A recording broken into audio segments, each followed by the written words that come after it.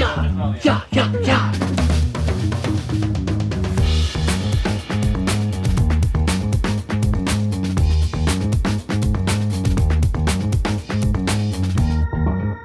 Welcome to the Real Board Loft. I'm Trip Forman, and today we got Jake Sacks with us. Jake, welcome. Thank you. And Jake and I are ultra frothed out. We just got back from the Atlantic Surf Park wave pool up in Virginia Beach. Yep. And we wanted to share the experience with you. When I think wave pools, I think like Matt Biolos. Yeah. I think like Big Airs. Mason, Brett Barley. I think Cam Richards. Yeah, I think yeah. Zeke. Yeah, you know, I think all these people that are just getting upside down and inverted and like riding 5-foot something boards. Like, I don't think about you and me. No, I didn't do any of that. Did you do any of that? I didn't do any of that. Did you have fun though? I had a lot of fun, actually. I can't wait to get back there. So the purpose of our trip was to go as two average Joes to this park, try out some of the waves, and also try out some boards and kind of get a feel for like what's going to be working on those different waves. Yeah, exactly. We just did it straight. We just went on the website, booked it, paid for it. Like a lot of people are like, wait a minute, you paid for it? Like they were expecting us to get comped or something. We wanted to pay for it because we wanted to get the feeling of like just being a straight retail customer. And also like at the end of it, was that worth it? You know, if you get comped, like you're not gonna know if it's worth it. Totally. Tons of waves. It was really fun. Yeah, let's break it down. The two waves we booked, backside intermediate wave, which is the right, we're both goofy foot. And then we booked the left at the advanced level, so the left being front side. For both of us. Immediately, like when we came into the park, we got bombarded with peer pressure, like that we had done the completely wrong, they didn't know what we were doing, but we had done the completely wrong thing. Like you should book the expert wave, you should book the pro wave. And I mean, I'm not talking like one or two people, I'm talking like groups of people like coming onto us. There was a lot of excitement and pressure to go for the bigger, more exciting waves, like right off the bat. But I really liked what we did, getting a feel for the park as recreational surfers.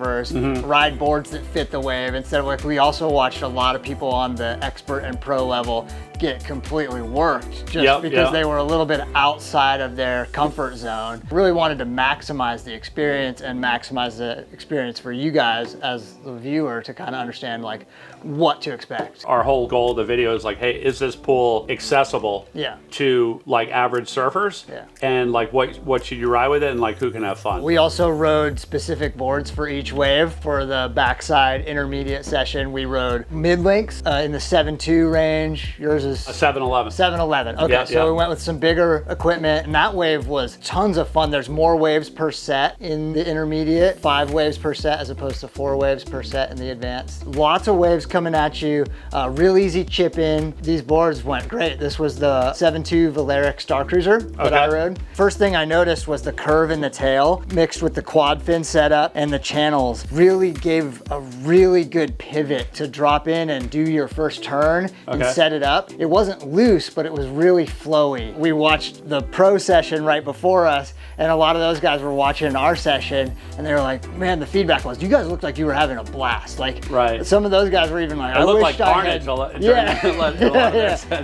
were like, I wish I had booked that session. That looked like a lot of fun. You guys were just like, lots of turns, linking together carves, and got a few little cutbacks, and just a lot of fun. You do any wheelies? You get any wheelies? A couple wheelies, couple like stepping forward, stepping back. Like, a little weirdness, but overall trying to get a feel for the board and the wave. That second section kind of turns at you as well, and that was really fun to line up that inside section and try and maximize the wave that way as well. When I was watching you ride this board, this thing, it didn't really get catchy anywhere. Like it just was flowing the entire time. The other thing to point out, it is a mid-length, but it does actually have rocker to it. Like it has that nose rocker, it has that nose belly, so it didn't look like the nose was ever catching. How this thing would pivot and flow off of the tail just looked like really, really smooth. And that wave, in the waves that I've surfed like around the world, I would surf that wave all day. It was super fun. Totally. I would compare it to like a smaller day at Las Flores in El Salvador. Like with the angle of the face and just the ripability of the turns and stuff like that. One other thing to point out is in that session, if you think about everything that's in your head with wave pools, it's all shortboards. In that session, it was literally everything. There was like people could bring there was a performance shortboard, there was a 90s fully like chipped out performance shortboard, there was fun boards, there was like brown fun boards, there was a catch surf like 7.6. Yeah, that's right. You were on the Star Cruiser. Like I was on a Maurice Cole. I mean, it was like about as wide of a spread. And also JT Boyce was with us, and he was riding a 7.2 Vernor Drifter. Yeah, and he was ripping on that. Yeah, he was doing really well. A lot of great waves on that board. So again, like the reason we're saying this is like kind of open your mind to what you could ride, because you could literally ride anything. It doesn't have to be like what the Superstar Pro is riding. So yeah, this board looked like it was working really well for you, Jake. Yeah, definitely. And like you said, never got caught up, good nose rocker. How about you? So the board that I rode is the Maurice Cole Reverse V Twinzer. This is a 711. This is the same board I've been riding since we brought this model out. I call this like my one and done board. Like if I just want to put one board in the truck and go to the beach or go anywhere really, I can surf this thing from like 1 foot to like as big as, you know, that you could paddle out through. Totally. And it's going to work in anything. And it also works at the pool too. So I rode this on that backside right, the intermediate right. This board's 711, 21 3/4, 2.83, 52.7 liters. And I like this thing a lot. Like I've liked it a lot around here. It's just a really good board for like a variety of conditions. In the pool, this thing obviously got into waves super easy. Yeah. Had really good trim speed down the line. Like I was able to do like a few roundhouses back up into the white water.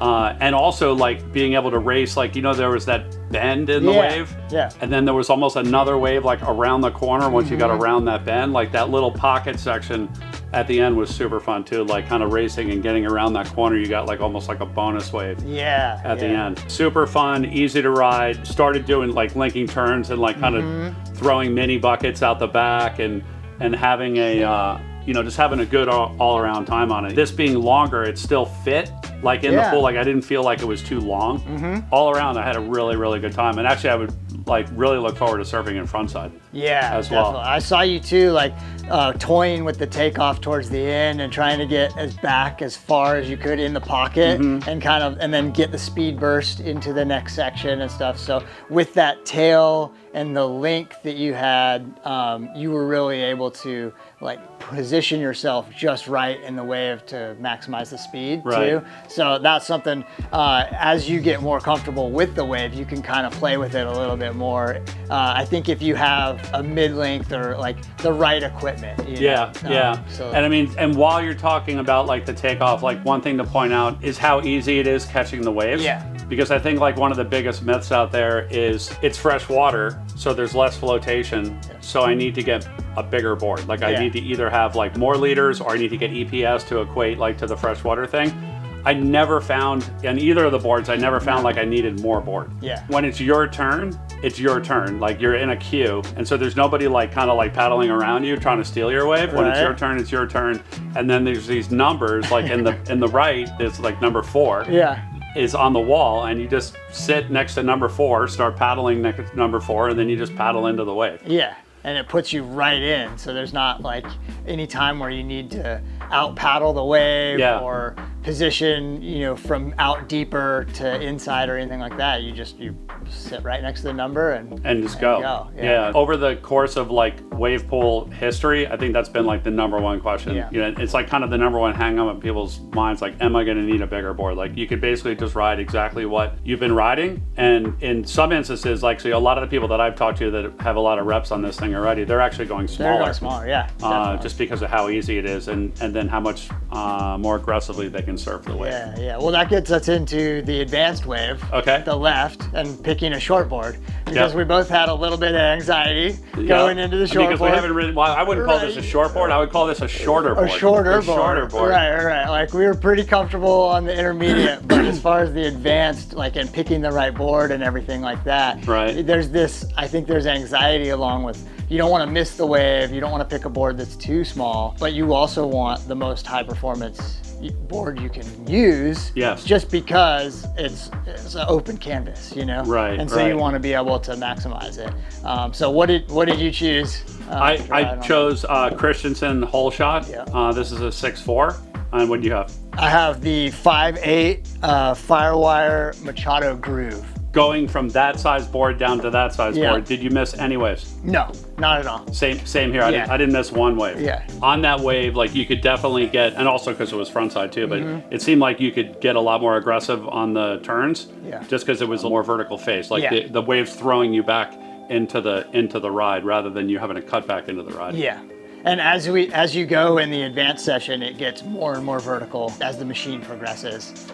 So you start out in T1, turn 1, and then 30 minutes in, they switch it to T2. So it's a little more aggressive, a little taller, but still super rippable. Maybe a little barrel section on the inside, a little head dip or something. Yeah. But as far as the board, never missed a wave, never felt undergunned or like I had too little board. I honestly, if anything, felt like I could have gone smaller. Yeah, maybe drop one size down. Drop one size down, Yeah. or something with a more pinched rail. I feel like the more tight and pinched the rail, the better it'll cut through the face on that wave, lock in a little bit better. It's super fun though, just could do whatever you wanted on it, really. Yeah, Kind of it opened up the canvas as whatever you want. We've been like kind of in a small world haven here for a long time. Would be the best way to kind of present it. We've had a lot of small waves, and so like the time on smaller boards has been pretty limited. Yeah. And so to be in a situation like that where you get like 15 plus waves in a row that are all really good waves was sick. Like you're able to like start learning it all over again, like wave by wave, and the fact that each wave is like 98% the same as the last one that you rode is also nice because you really get to dial in the turns and just the flow of the whole wave. I rode on this board, I've been fooling around a little bit with a Twin Plus trailer. So these are the AM Twin Plus trailer, and that gave like just a ton of drive off the turns with a good pivot on it. If I were to ride this board on the intermediate wave, I would stick with this. I definitely want to try the thruster. Yeah. Because you didn't need the down the line projection. No. Because it just seems like you're staying up with the wave no matter what. Yeah, and I really like the thruster on this. These are the Machado Groove large mediums. The thruster felt really, really good. I personally wouldn't go with a quad because just like you said, you don't need the down the line projection. Right. It's nice to have that pivot off of the center. And another thing that we talked about after we surfed was just the ability to try different equipment and really get a feel for it. You were talking about bringing a travel quiver to the pool to get comfortable with it. Yeah. And I think that's a really good idea. I think it's a really good thing to mention is just like if you are going on a trip or you have a group of boards that you really want to get dialed on or you want to feel out, take them to the pool because you get 25 waves and then 4 or 5 turns per wave. Right. You just get a lot of time on rail, on board, on your feet to feel the board out. Right. And so I think that's just an amazing opportunity and resource that we have now to be able to go put a board through its paces and really get it dialed. Was it worth it? Was it worth right? it? So, we laid down the credit cards, right? We got 2 sessions each. Yeah. The service was really good. Yeah. Like walking in, the service was super friendly. Like the place was nice. Amazing facility. Did you get enough waves? I think that's the number one question. Yeah. I mean, at the end of the session, like, were you sessionally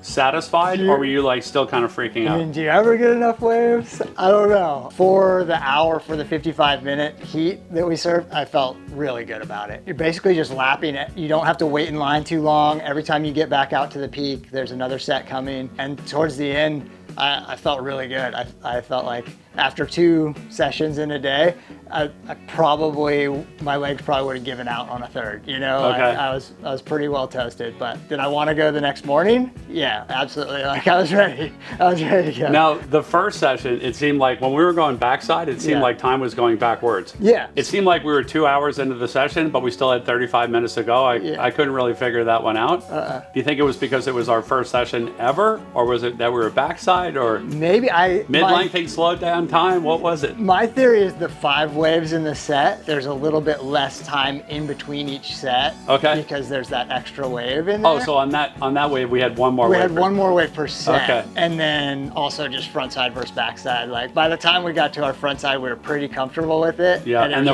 was also less waves too. Give too. me more, and there were less waves. So, okay. Yeah, but definitely time slowed down. I mean, the other things worth mentioning, bring wetsuits. Like we ended up wearing a little bit more suit than we would have thought, like had we just looked at the weather. I think it's like the concrete and the wind and everything kind of blowing around in there, like you can get a little bit of a chill. We did that backside session, took an hour off, and then did another session. I think that's the way to go rather than doing one on top of the other if you have a choice. Also bring warm clothes for in between. We brought a nice soft cooler with a snack bag and everything, which was sick. Yeah. And plenty of cool places to go out to dinner and get a beer afterwards. Yeah. Just being able to schedule the session, you know, and get waves, like guaranteed get waves, meet with people, put it on the calendar, 2 o'clock on this day, you're gonna be able to get waves. JT Boyce and I were laughing about this. Like when I first met JT, it was like July 4th of 2020. We met in the water surfing the Avon Pier. And we've been trying to surf together ever since then, and we just kept missing each other by like an hour on all the best days. And I was like, JT, we could finally surf together again because we could just schedule it at 2 o'clock on Tuesday. Yeah, it's perfect. And just go. So, I mean, our takeaways were you could ride whatever you want. You don't have to go more because of the fresh water. You could book sessions with your friends, super easy. And also book the wave you're going to have fun on. You know, if you're going to have fun on an intermediate wave, book an intermediate wave. If you want to like send it on the advanced, expert, and pro, do that. You know, just book what you're going to have fun on and then just feel out your boards and get ready to take surfing to the next level for yourself. One thing I do want to point out, I had this awesome conversation with Matt Biolos in California, my last trip. His comment on the wave pool was like, the one thing that you're going to see is you're going to see a lot more people like getting into like surfing the wave pool, but specifically like people like our age that have kind of aged out of riding like performance shortboards because they need more length, more volume, you know, even up to mid-lengths and stuff like that to be competitive in the lineup with like teenagers and 20-year-olds that are like in super fit and really good surf shape. When it's your turn, and you could basically ride whatever you could paddle into the wave with. There's no current to fight in the pool. There's no like million duck dives getting out. It's so easy to catch a wave. You can go a lot smaller than what you're riding right now and have a really good time on it. Having heard that from him and then several weeks later being in the pool, I thought it was really cool to experience it, like not only ourselves but like everybody around us like was experiencing the same thing. Yeah, there was one guy that in particular that was like, I never thought I'd be on a 5.8 again, you know. He was like, I'm riding a 5.8. It was a little bit of a wider kind of hybrid shortboard, but he was like, I never thought I'd be able to do that. So it does unlock a little more performance and a little more fun in your equipment with not having to paddle battle and fight current and all that. Yeah, awesome, Jake. Well, hey, thanks for sharing everything you learned at Atlantic Surf Park. Viewers, if you have any questions out there about the pool or about any of the boards we surfed or getting you hooked up with the right board for yourself, you can always reach us at the shop, 252-987-6000, or look us up online, realwatersports.com/surfing. Thanks for tuning in.